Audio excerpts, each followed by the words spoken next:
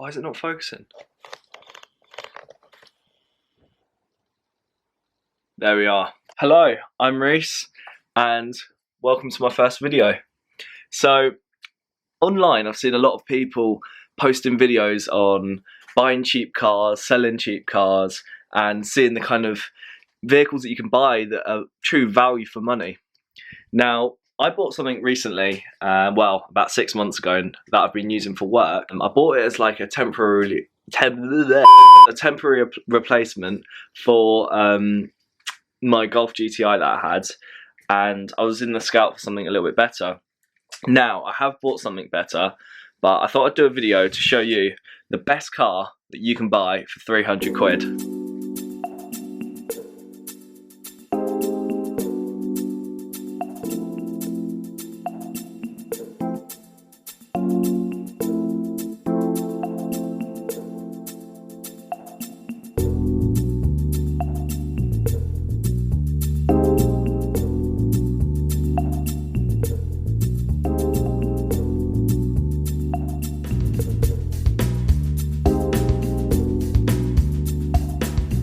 This is a 1999 VW Lupo 1.7 SDI.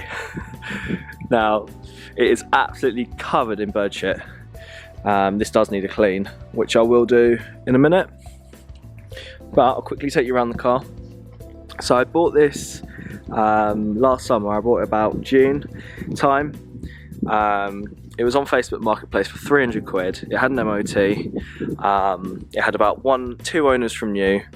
And yeah, I picked it up the same day. It was pretty local, it was like 5 miles away, and I just couldn't say no really. And to be honest, it's been absolutely brilliant. I'm just gonna take you around. But yeah, like I said, mind the bird shit. It's got a tow bar, which you actually see quite often on these SDIs. I don't know if they've got quite a decent towing capacity.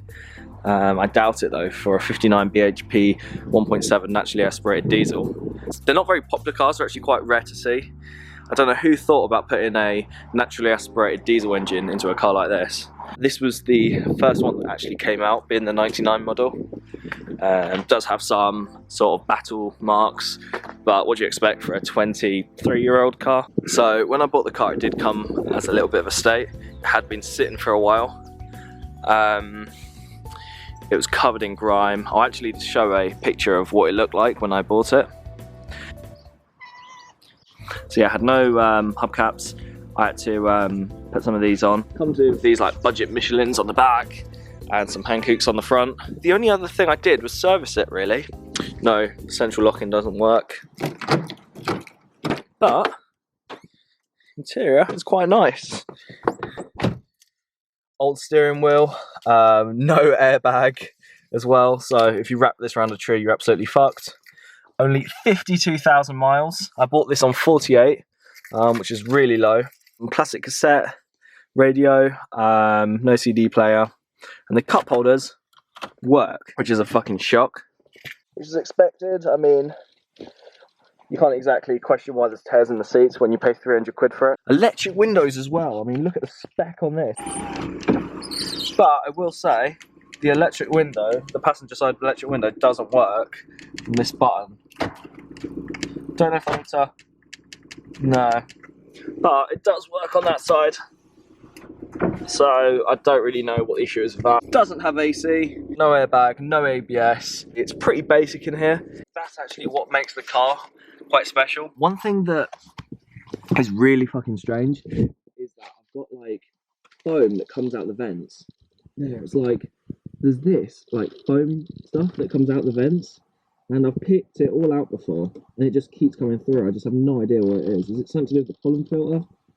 Really don't know, but yeah, that's disgusting. You don't really see that many cars nowadays that are so basic, and I think it just makes it super reliable. To tell you the story on how I got the car, so I saw it on Facebook Marketplace for 300 quid. He got given the car from his neighbour for free, and he just wanted rid of it.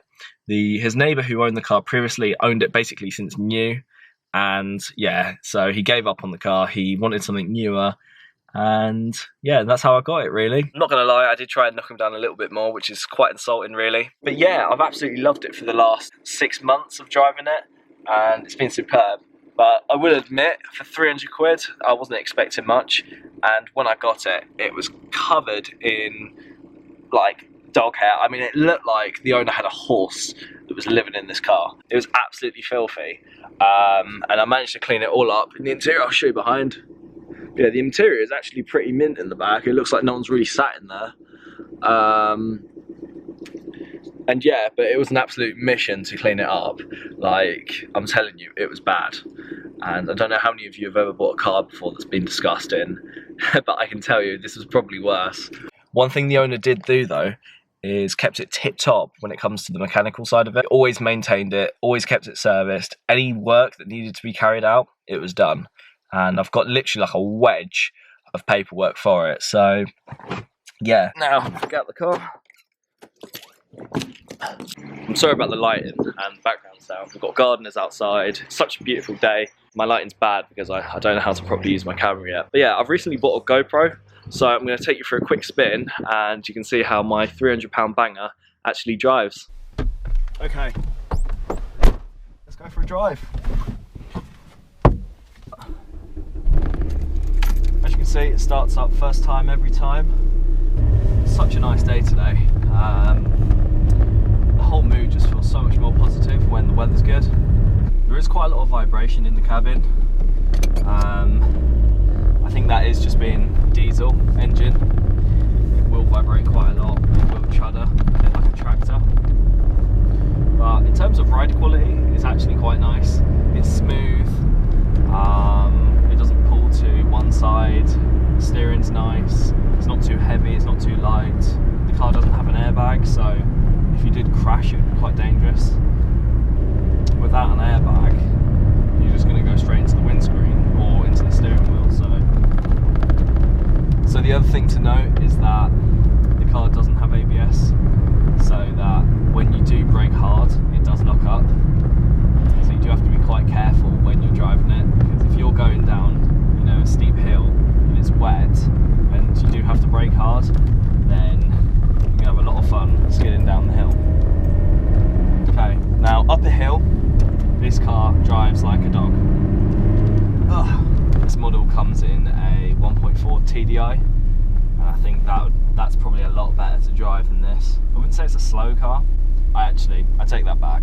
It is a slow car, but on flat, it's fine. It's just up the hills. Insurance on this car is really cheap. You pay about £300 a year. It's probably the most economical car that I've owned.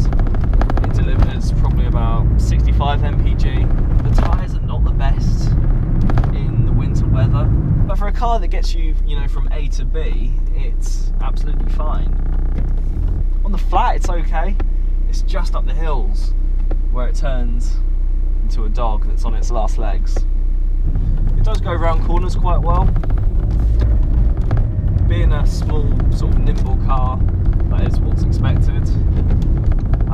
This has had mostly new suspension components, it's had new shocks, new springs.